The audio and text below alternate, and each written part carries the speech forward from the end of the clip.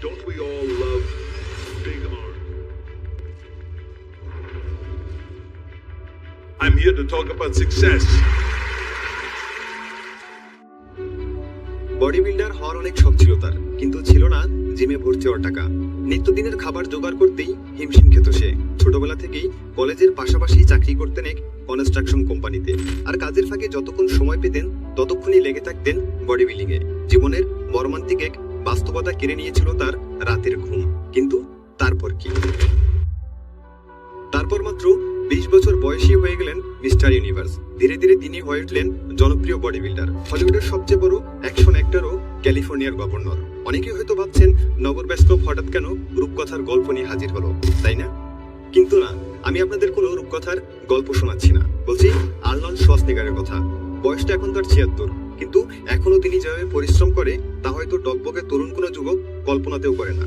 জীবনের এত বছরের অভিজ্ঞতা নিয়ে একটি ইভেন্টে তিনি মাত্র 10 মিনিটের একটি ভাষণ দিয়েছিলেন, যে ভাষণ বদলে দিয়েছে কোটি মানুষের জীবন। ইংরেজিতে দেওয়া সেই ভাষণটিকে আজ আমি বাংলাতে রূপ দিতে যাচ্ছি। তবে শুরু করার আগে বলতে চাই, স্টিভ জবসের সেই বিখ্যাত ভাষণের ভিডিওটিকে আপনারা এতটা ভালোবাসা দিয়েছেন যা ছিল কল্পনার বাইরে। তাই নগর বাইস্কোপের পক্ষ থেকে জানাই অসংখ্য ধন্যবাদ। এরকম লাইফ চেঞ্জিং সব ভিডিওর জন্য সাবস্ক্রাইব করে আমাদের সাথেই থাকুন। তো চলুন এবার হারিয়ে যাই সাফল্যের রাজ্যের রূপকথার জগতে। আজ আমি এসেছি সফলতার কথা বলতে। দিনে কলেজে যেতাম, 5 ঘন্টা ওয়ার্কআউট করতাম, কনস্ট্রাকশন কোম্পানিতে কাজও করতাম। কারণ ওই সময় বডি বিল্ডিং এ কোনো টাকা ছিল না, ছিল না খাবারও প্রয়োজনীয় সরঞ্জাম কেনার টাকাও। সপ্তাহে 4 দিন রাত 8টা থেকে 12টা পর্যন্ত অ্যাক্টিং প্রশিক্ষণ করতাম। আর এত পরিশ্রমের মাঝেও কখনো 1 মিনিট সময় বের করে জিরিয়ে নেওয়ার বাহানা করতাম না। জীবন থেকে 1 সেকেন্ড আমি বৃথা যেতে দিতাম না, যার ফলাফল এখন আমি এখানে দাঁড়িয়ে আছি। 20 বছর বয়সে আমি প্রথমবার লন্ডনে যাই আর জিতে যাই মিস্টার ইউনিভার্স কন্টেস্ট, তাও youngest contestant of mister universe. আর এত কিছু আমি করতে সক্ষম হয়েছি কারণ আমার জীবনে একটি লক্ষ্য ছিল, একটি ভিশন ছিল। যদি তোমার জীবনের কোনো লক্ষ্য না থাকে, কোনো ভিশন না থাকে, তাহলে তুমি কখনো জানতেই পারবে না তোমাকে ঠিক কোথায় যেতে হবে। তারপর পথভ্রষ্ট হয়ে পড়বে, তুমি নিজের গন্তব্যে কখনো পৌঁছাতে পারবে না। একটি জরিপ থেকে জানা যায় আমেরিকার 74% অর্থাৎ 74% লোকই নিজের চাকরিকে পছন্দ করে না, কারণ সেটি তাদের ড্রিম জব না, কিংবা নিজের ফ্যাশনকে ফলো করে সেই চাকরি পর্যন্ত তারা পৌঁছেছেন না না না, বরং তারা কোনো লক্ষ্য আর পরিকল্পনা ছাড়াই এদিক সেদিক ঘুরছিল। এখানে সেখানে তারা অনেকগুলো চাকরি দেখতে পায়, তো তারা ভাবলো যাই একটাতে অ্যাপ্লাই করে দেখি। তারপর তারা অ্যাপ্লাই করে আর কিছু সপ্তাহের মধ্যে সিলেক্টেড হয়ে কাজে লেগে পড়ে। কিন্তু এর কারণ কি? কারণটা একদম সোজা, বিল পে করার জন্য কাজ তো করতেই হবে। কিন্তু কাজ শুরু করার পর ধীরে ধীরে তাদের মনে হতে লাগলো জীবন তো একটি বোরিং রুটিন ছাড়া আর কিছুই না। সে কাজ করতে তাদের বিন্দুমাত্র ভালো লাগতো না। তাহলে এখন কি করা যায়? একবার ভেবে দেখুন তো, মাত্র 26% মানুষ নিজের কাজকে পছন্দ করে, আর পুরো উদ্যমের সাথে তারা তাদের কাজ করছে শুধুমাত্র 26%। যখন আমি এক্সারসাইজ করতাম তখন লোকজন আমাকে অনেকেই দেখতো আর জিজ্ঞেস করতো, দিনে 5-6 ঘন্টা ওয়ার্কআউট করার পরও আপনি হাসি মুখে কিভাবে থাকেন? অন্যদিকে আপনার মতো ওয়ার্কআউট করা বাকি সব লোকের চেহারার 12টা বেজে থাকে, এমনটা কেন হয়? আমি তাদের বলতাম, আমি শুধুমাত্র আমার লক্ষ্যকে চোখের সামনে দেখি, যার জন্য আমি এত কিছু করছি। এই কারণেই আমার ক্লান্ত তো লাগতো না, বরং খুশিতে মনটা ভরে থাকতো। আর এই কারণেই আমার মুখে সবসময় হাসি থাকে। একদম সিম্পল, আমার লক্ষ্য ছিল মিস্টার ইউনিভার্স হওয়া। প্রতিটি সেকেন্ডের ওয়ার্কআউট আমাকে ধীরে ধীরে নিয়ে যাচ্ছিল তার দিকে। উত্তেজনার কারণে আমি রাতে ঘুমাতে পারতাম না, ভাবতে থাকতাম আবার কখন জিমে গিয়ে সে 500 পাউন্ড তুলে ধরবো, কখনই বা সেটআপের 2000 রেপিটেশন আবার করব। একটি কথা আমি আপনাদের বলতে চাই, নিজের লক্ষ্যকে চোখের সামনে রেখে সেই অনুযায়ী কাজ করলে কোনো ক্লান্তবোধ আসে না, বরং সেটি আপনাকে মানসিক প্রশান্তি দেয়। আপনি ক্লান্ত হতে পারবেন না, তাই জীবনের একটি উদ্দেশ্য থাকা খুবই দরকার। মোহাম্মদ আলী, যাকে আমি নিজের চোখের সামনে তিলে তিলে পরিশ্রম করতে দেখেছি। একবার একজন সাংবাদিক তাকে জিমে সেট আপ করতে দেখে জিজ্ঞেস করলো, নিত্যদিনের রুটিনে আপনি কতবার সেট আপ করেন? তো মোহাম্মদ আলী সেদিন চমৎকার একটি জবাব দেয়। তিনি বললেন, আমি তখনই কাউন্টিং শুরু করি যখন আমার শরীরে যন্ত্রণা শুরু হয়। হ্যাঁ, এটাকেই বলে হার্ডওয়ার্ক। কেউই হার্ডওয়ার্ক থেকে রেহাই পাবে না যদি সে জীবনে কিছু করতে চায়। এটা দেখার বিষয় না যে তুমি কত বড় ধনীর ছেলে, হাড়ভাঙা পরিশ্রম করো। ম্যাজিক্যাল কোনো পেন কিলার নেই যে পেন কিলার তুমি খেয়ে ফেলবে, কিংবা সাফল্যের এমন কোনো মন্ত্র নেই যা জেনে তুমি সাফল্যের চূড়ায় পৌঁছে যাবে। এই দুনিয়াতে শর্টকাট বলতে কিছু নেই, ম্যাজিক বলতে কোনো শব্দ নেই, আছে শুধু কাজ, কাজ আর কাজ। আমার তখন খুব রাগ লাগে যখন কেউ বলে জিমে গিয়ে ওয়ার্কআউট করার জন্য তার কাছে 5 মিনিটও সময় নেই। ধরুন আজকে থেকে আপনি ইতিহাস নিয়ে পড়াতে শুরু করলেন। একবার ভেবে দেখুন 1 বছরে 365 দিন পর আপনি কত কিছু জেনে যাবেন, কিংবা অন্য কোনো টপিক যা আপনার প্যাশন। ভেবে দেখুন এমন একটি ব্যবসা যেটি আপনি করতে চান।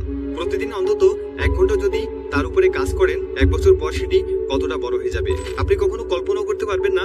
কত কিছু আপনি অর্জন করবেন, আর তা আপনাকে ঠিক কতটা দূরে নিয়ে যাবে। আর ঠিক এই কারণেই এটি আমাকে রাগিয়ে তোলে। একদিনে 24 ঘন্টা হওয়ার পরেও কেউ কেউ বলে তার কাছে সময় নেই। যদি আপনি 8 ঘন্টা ঘুমান, 10 ঘন্টা চাকরি করেন, তারপর আপনার হাতে আরো 4 থেকে 5 ঘন্টা সময় থাকে। কি করেন সেই সময়টাতে বলুন তো?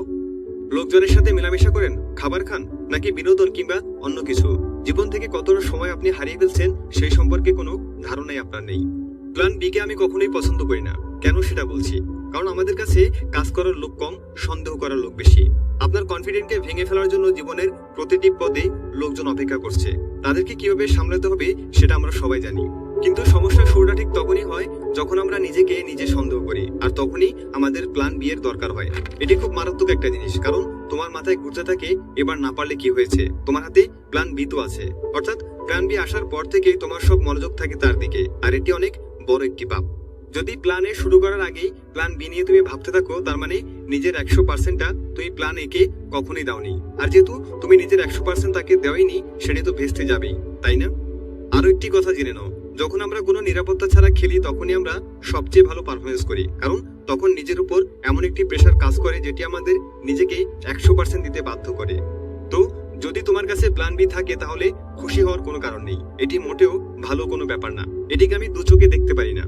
যদি তুমি এরকম অ্যাটিটিউড নিয়ে কাজ করো তাহলে তোমার প্ল্যান বিও প্ল্যান এতে পরিণত হয়ে যাবে, আর তুমি ব্যর্থ হবে।